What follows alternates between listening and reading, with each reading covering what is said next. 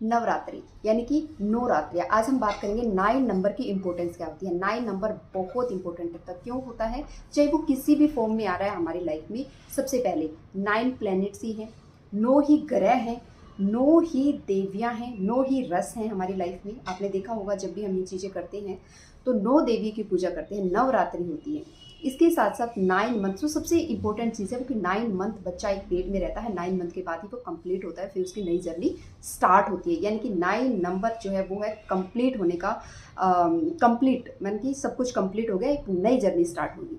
इसके साथ साथ अगर जो 9 नंबर है उसको आप किसी भी नंबर से मल्टीप्लाई जब हम करते हैं और फिर उसको ऐड करते हैं, आप करके देखिएगा तो वो 9 ही आता है। यानी कि 9 नंबर बहुत इंपॉर्टेंट है। यानी कि ये एक अध्यात्म की तरफ जो है ना, हमें हमें उसके बारे में बताता है कि किस तरह से ये 9 नंबर जो है अध्यात्म से किस तरह से रिलेट करता है, क्यों हम 9 देवियों की पूजा करते हैं। तो सबसे पहले इस नंबर का आपको पता लग गया।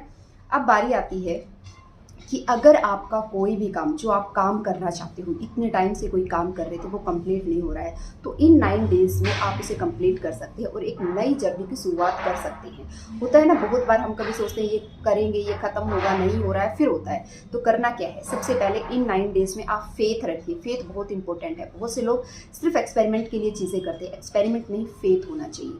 सबसे पहले फेथ रखिए। जो भी काम आप करना या बनवाना या करना चाहते हैं, कई बार होता है कि हमारी कोई आदत है जिसे हम छोड़ना चाहते हैं बट वो नहीं छूट रही है।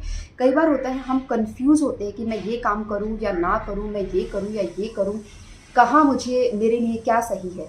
अब हर चीज़ हम वास्तु के हिसाब से इन सब चीज़ों में नहीं पढ़ सकते। तो आपको क्या करना है, इन 9 डेज में वो चीज़ जो आपकी नहीं हो रही है उसे एक पेपर पे लिखना है, या फिर जो करना चाहते हैं कि मैं ये करना चाहती हूँ, पूरे पूरे फेथ के साथ वो चीज़ लिखनी है।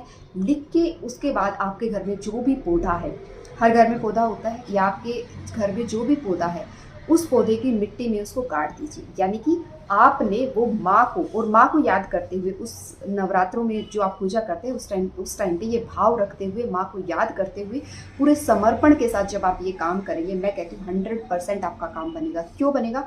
क्योंकि आपने वो बीज बो दिया है ना, आपने उसे माँ को समर्पित कर दिया है। आप ये मत समझिए कि मिट्टी में डाला है। मिट्टी, धरती जो है वो माँ है।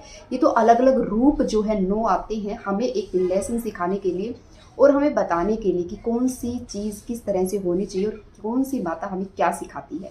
तो सबसे पहले फर्स्ट डे आपको ये काम करना है, लिखनी है और वो पौधे में गाड़ देनी है कि मैंने ये माँ को दे दिया, अब इनका काम है, ये पूरा करेंगे, और उसके ऊपर भरोसा रखना।